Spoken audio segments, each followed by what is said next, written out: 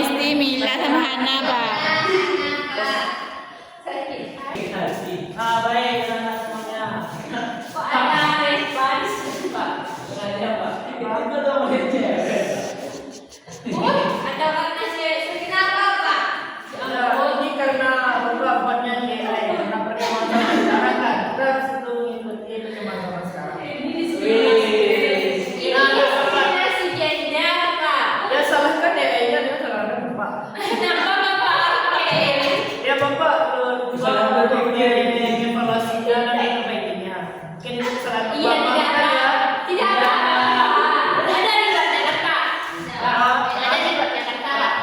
Nanti. Pak.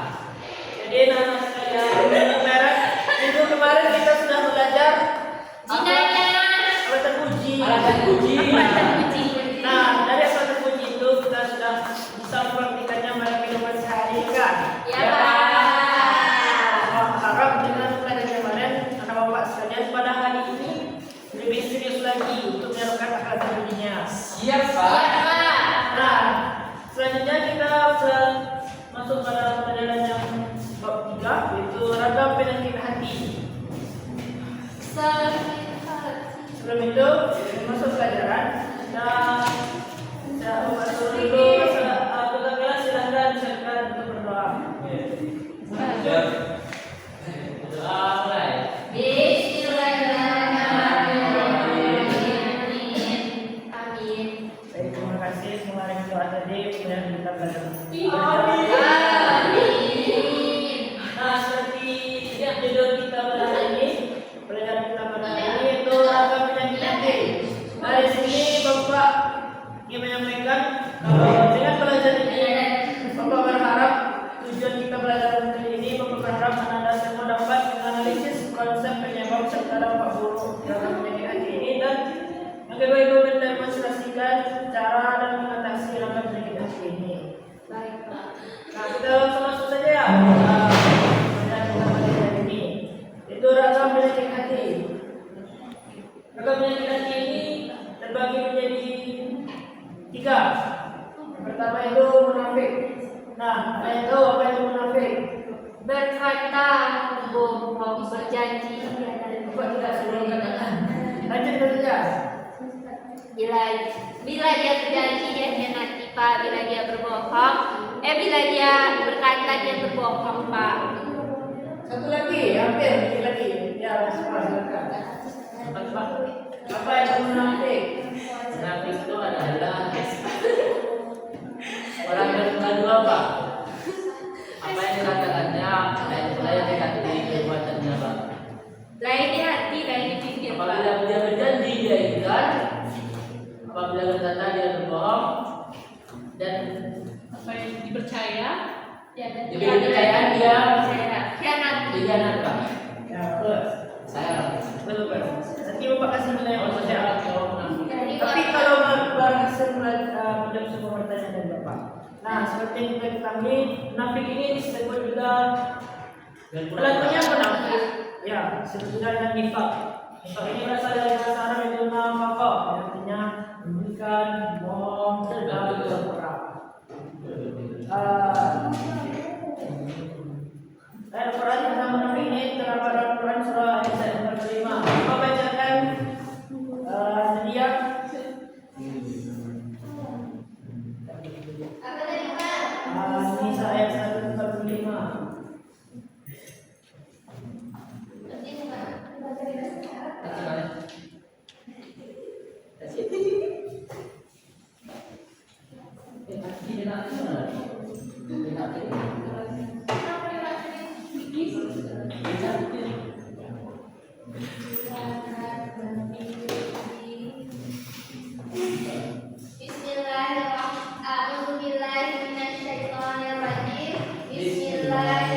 Bismillahirrahmanirrahim. Innal munafiqina fi dzarkil asfali minan nar wa lan tajida lahum nasira.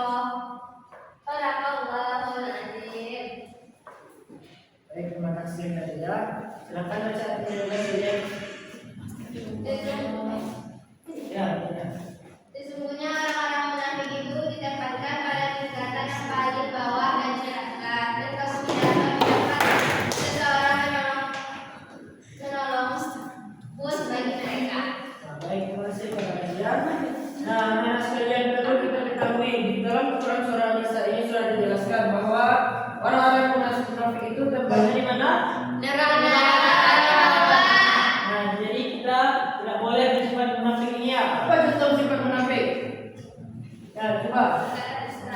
lawan satu. Ayahnya. Bayar satu. Bayar satu. Itu argumen contoh yang lain. Ya, Rispa ya. Kenapa Pak? Ya, Kenapa? Apa? Dia berjanji dia berbohong, tapi tidak inti. Ya, contohnya. Contoh dalam kehidupan sehari. Iya Pak, kan tidak berkumpul Pak, mau janji segini kumpul, tapi dia tidak ingkar Pak. Tidak datang. Iya Pak. Sampai datang. Ada contoh lain kak? Ya, jangan Rispa. Kalau orang Pak, kalau misalnya dia bilang OTW, cuma dia masih di tempatnya gimana itu Pak? Masuk Itu termasuk munafik. munafik benar. Ada kok. Yang berbohong. Ada nggak yang itu, yang dia berjanji tapi dia ingkari? Yang ingkar dari amanah dia ingkari. Itu yang Kamu siapa? Salah satunya itu Pak, ketika orang itu kan berjanji kita pergi besok jam 6 ya katanya. Terus tiba-tiba dia datang jam 7 Pak. pas. Sekilas itu ya. Pak, Ada tapi- informasi. Bapak juga pernah itu dari acara foto video sama teman Bapak. Nyebutnya jam 8 tapi Bapak datangnya jam 9. Kita kerja. Itu memang masalah Bapak. Kita kerja Pak. Kita selalu mengatakan sama Bapak ini. Pak, kalau itu tanpa disengaja bagaimana Pak? Kalau tanpa disengaja itu tetap munafik kan kawannya dia kan Iya.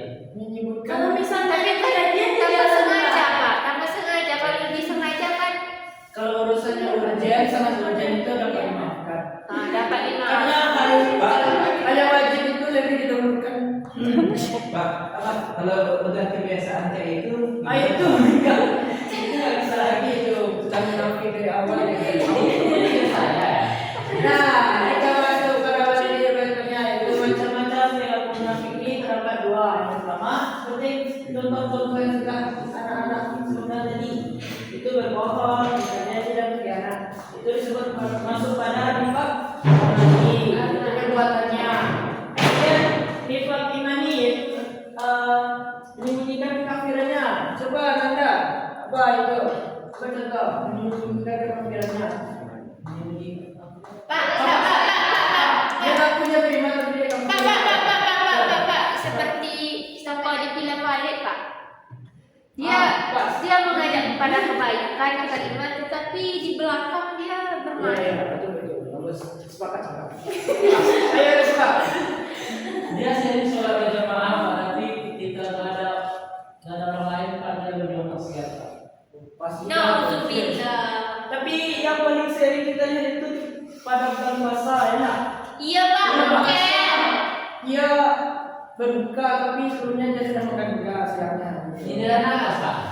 Iya, itu bisa jadi kos dan lain-lain. Nah, kita masuk. Nah, dari macam-macam munafik ini Bapak berharap anak Bapak itu dapat menghindarinya. Cara menghindarinya yang pertama berkata jujur. Nah, kemudian selalu amanah terhadap apa yang dipercayai kepada kita. Kemudian kita masuk pada adab. Apa itu adab? Kalau jadi nggak boleh marah-marahnya. Itulah Kamu walaupun derek kita kalau orang salah kepada kita nggak apa-apa marah. Tapi marahnya nggak terlalu yang seperti gadap ini marah dan luap-luap gitu. Nah kita masuk pada gadap ya. Berasal dari bahasa Arab. Wajibah yang bagus ya artinya bermabuk, murka. Nah itu kan tidak marah kalau kita. Kemudian coba arti bacakan surah Al-Imran ayat 103-104 beserta artinya. Pak, izin Pak. Mana? Izin Pak. Tapi dulu benar WC kan? Iya, Pak. Tapi tidak tadi jadi memang. Iya, Boleh nikah ya, boleh munafik. Iya Pak. Jangan lanjut. Jangan lanjut. Ayo. Lanjut.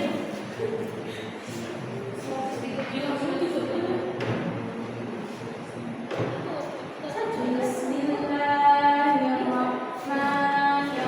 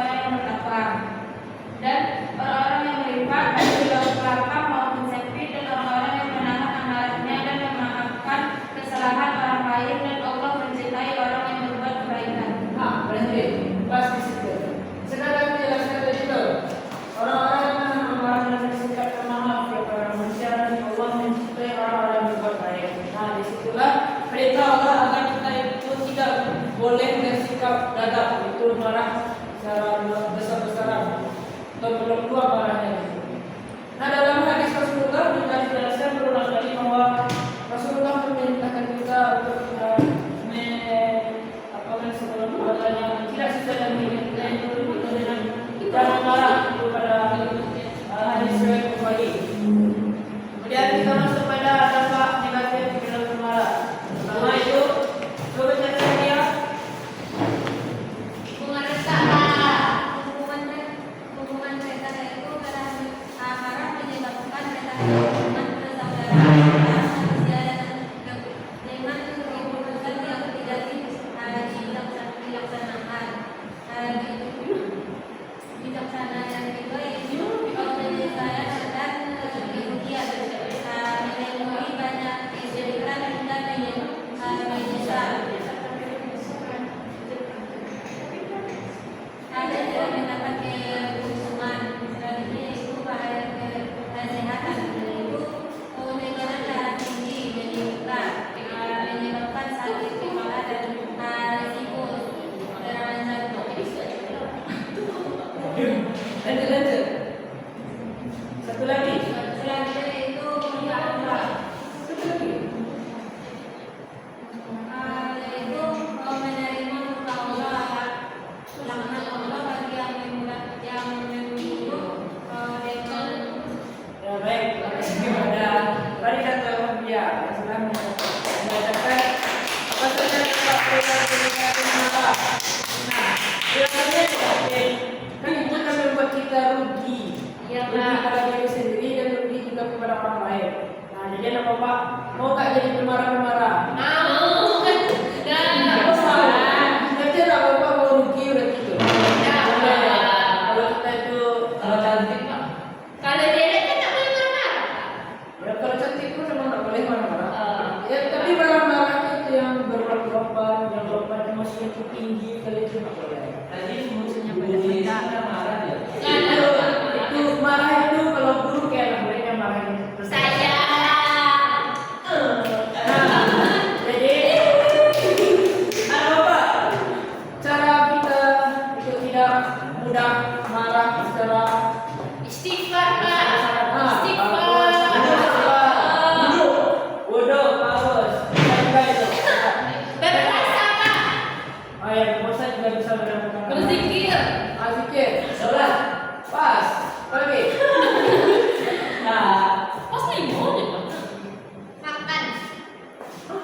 Tidur, Pak. Tidur. Bisa juga makan, kan makan itu kita nggak boleh marah-marah. Tidur, Pak. Tidur. Tidak, tidak, betul. ikhlas Pak. Angkat aja ya. Gara-gara sapi. Jangan lupa, Pak. Itu Pak. Ya, itu kan kayak gini kan. Kayak sekarang.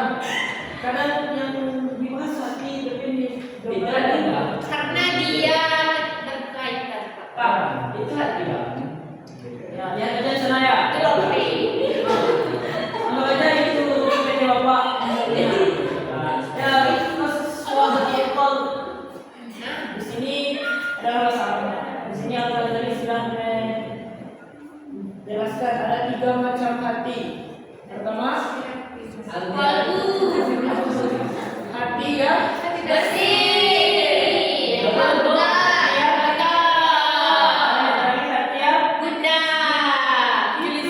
Gelisah. Itu ya jelas. Hati yang sehat.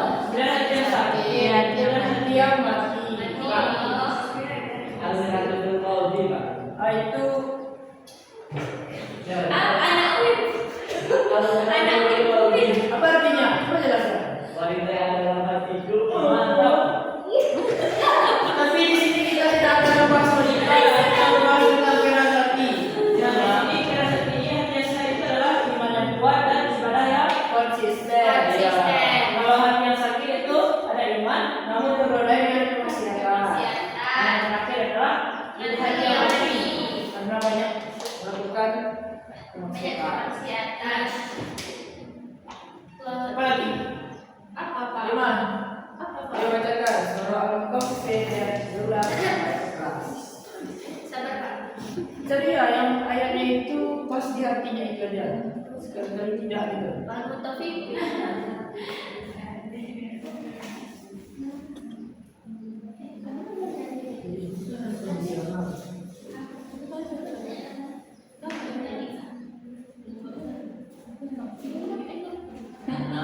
Ayat berapa, Kak? 12 sampai 14. Dari yang artinya sekali-kali tidak. Bahkan apa yang menentukan itu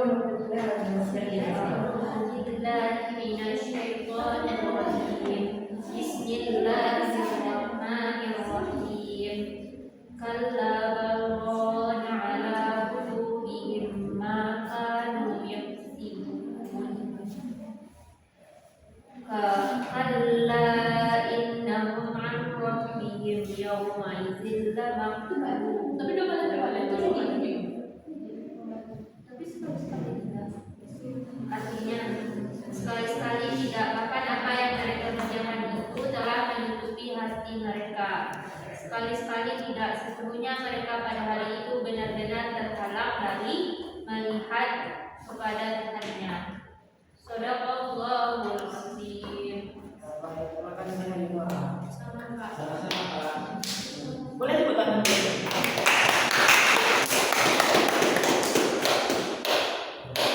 Tadi kita boleh.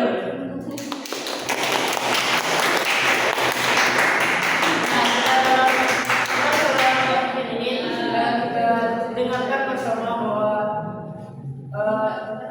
yang telah mengerjakan itu menutupi hati mereka, itu artinya itu keras hati. Nah di sini cara menghindari keras hati ini ada beberapa cara. Itu baca Al-Quran, malam untuk mengerjakan sholat Tahajud. malam. Apa itu sholat? Jangan lain.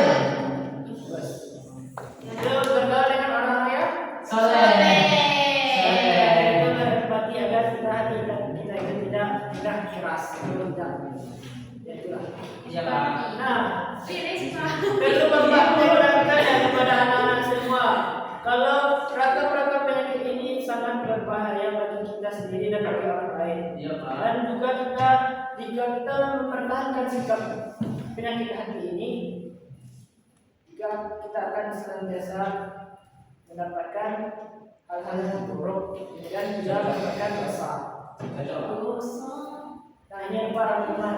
Coba simpulkan. Ayo, Farida. Tidak.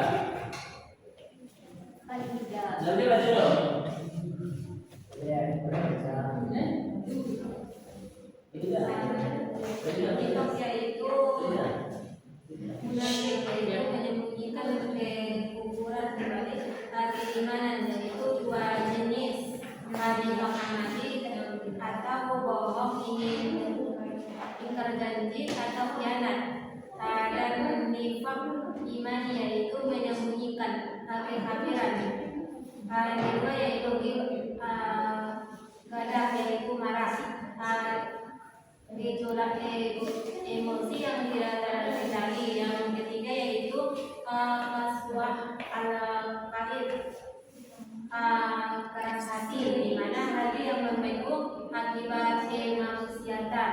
Sekian dari saya.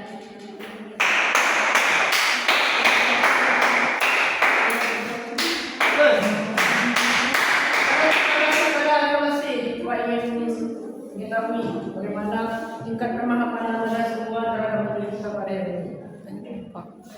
Bapak ingin bagi dua kelompok. Ini 4 orang satu kelompok, dan ini 3 orang satu kelompok. Nah di sini kan Bapak ingin memberikan salah satu tempat kerja, itu nanti ada semua. Nah inilah Bapak kita lalu. Kak, taruh dulu baik-baik Kak.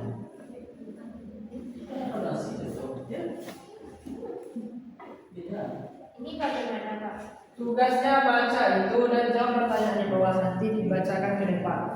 Baik, Pak. Paham Anda? Paham, Pak.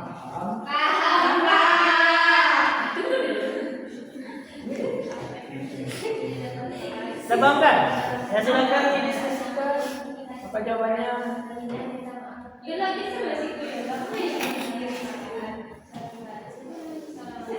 Yang berikutnya. Coba Kalau mereka Pak, serius. Itu adalah mungkin kita pernah kerasati atau kita pernah belakang. Apa yang itu mendatangi kita. Itu ada.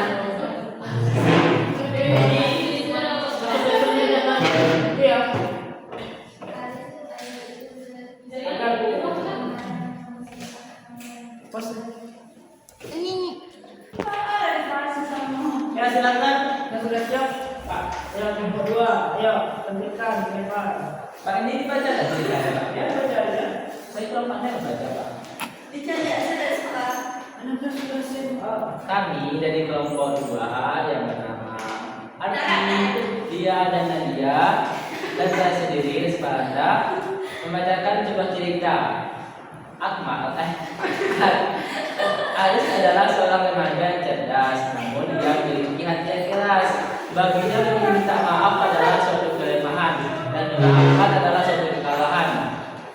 Di suatu hari, teman dia tidak sengaja menumpahkan air ke buku tugas Aris. Seketika wajah Aris marah, amarahnya meledak. Begitu juga dengan dia. Begitu saja ia membentak dengan kata-kata yang kasar hingga teman-temannya menangis. Meski teman-temannya sudah meminta maaf berkali-kali, Aris tetap memalingkan wajah dan menolak bicara dengannya selama berminggu-minggu. Selanjutnya, guru mereka, Pak Ihsan, mencoba menasihati Haris. Haris itu hanya air yang bisa dikirimkan, tetapi amarah yang kamu simpan akan membantu hatimu. Namun Haris hanya terdiam dengan sorotan mata yang tajam bahwa ia berhak untuk terus marah. Ia tidak terasa bahwa kekerasan hatinya justru mulai menjauhkan semua teman-temannya dari dirinya. Pertanyaan yang pertama itu adalah, apakah perbuatan di atas termasuk perbuatan yang ragam penyakit? Kalau iya, jelaskan. Benar. Perbuatan di atas adalah penyakit keras hati, yaitu marah, tidak bisa mengontrol dirinya karena mudah marah dan emosinya tidak terkontrol, Pak. Marah itu apa? Marah itu beradab.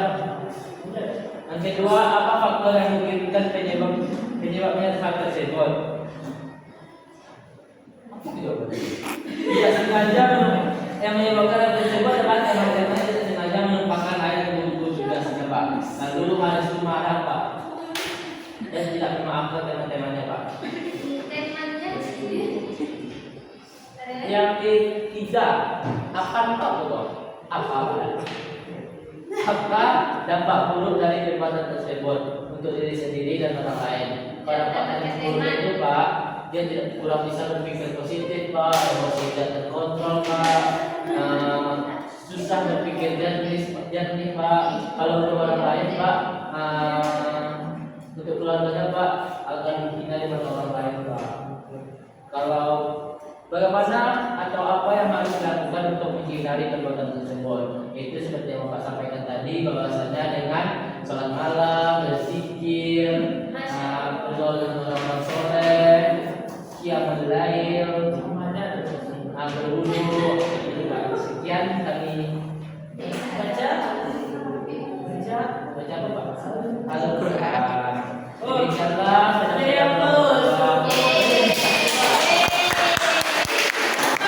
tombol hati itu apa artinya, Pak? apa? Tombol hati. Tombol api bahasa mana? Kan ada tombol hati. Bapak nggak tahu ya. Nanti bapak cari di Google besok Siapa bicara dia? bahasa ya. Bapak baru tahu. Siapa bicara dia? Bahasa. Besok bapak jelaskan. Dari dulu